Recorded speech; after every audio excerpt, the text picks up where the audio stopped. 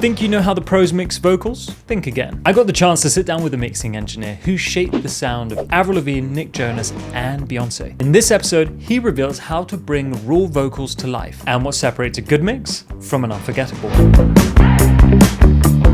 Hi, I'm Noise London, and you're here at Boombox, the home of collaboration. If you're into music production, mixing, and mastering, well, you're in the right place. Be sure to like, subscribe, and hit that notification bell so you don't miss the next part of this series on mixing, bass, and more. Links to those videos will appear at the end of this video on screen. But for now, let's jump into the art of mixing vocals with a pro's touch. Yeah, so these guitars I wanted them to be like, really stand out. There's such a cool part.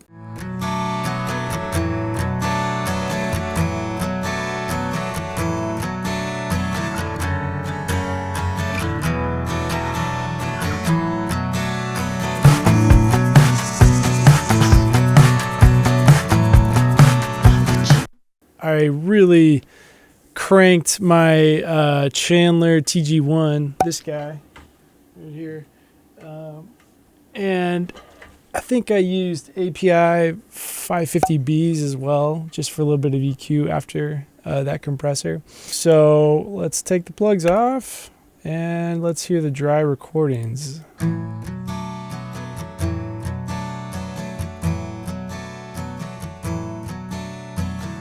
Yeah, so it's a pretty part, but I really wanted it to stick out and grab more attention than it was.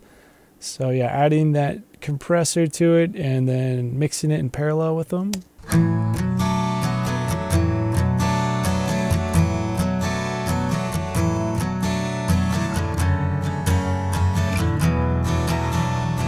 The compressor is a Chandler Limited TG1.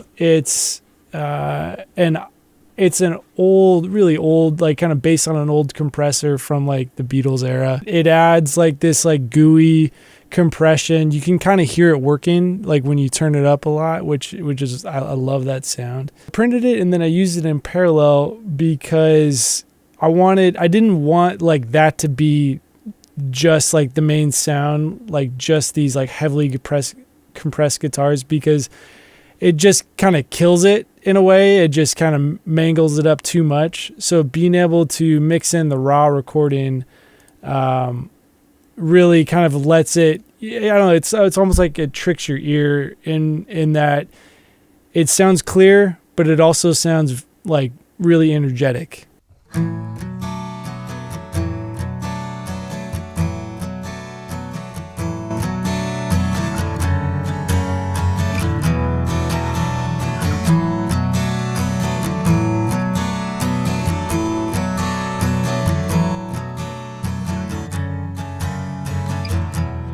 Once I had, these guitars printed through that compressor, really it's just shaping the sound. I have like all the energy I want. I have the tonality that I want, but then it's really a lot of EQ to mainly just push some mid-range, add some saturation, and then catch some of the brighter transients. But I'll go through each plugin, so we'll play it without them.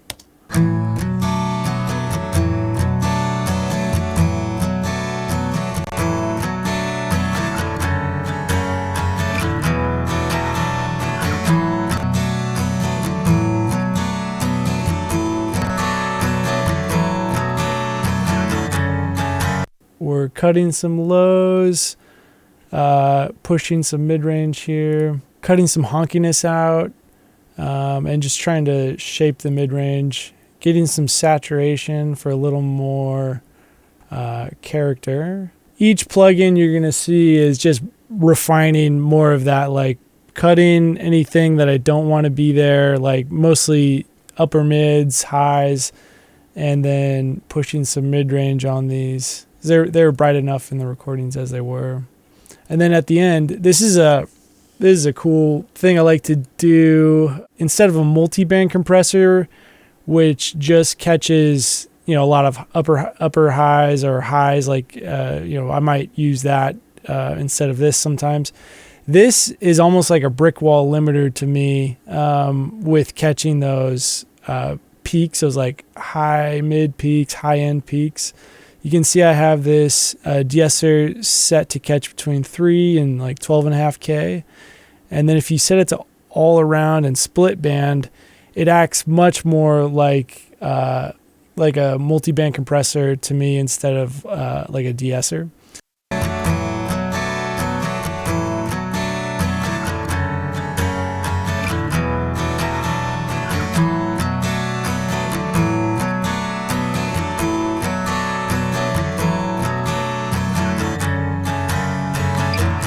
Most of the time when I'm using like an analog emulation, just in general, the thought process is I want something for me, they're quicker, like they're just broader range, tone shaping tools. And then if I'm using like an SSL versus an API, the SSL is a lot cleaner. The character in the high end is very specific. An SSL versus like an API, they have their own specific characters. Like API is in general like a little more aggressive sound to my ear. I'm using two different kinds because I wanted to be able to of the API. Two different kinds because I wanted to be able to be a little bit more selective with the 560 here. It has variable gain instead of stepped 2 dB increments. And then I finished off at the end here with this Pultec where it's really doing very little, and it was more just like it just needed a hair. So this is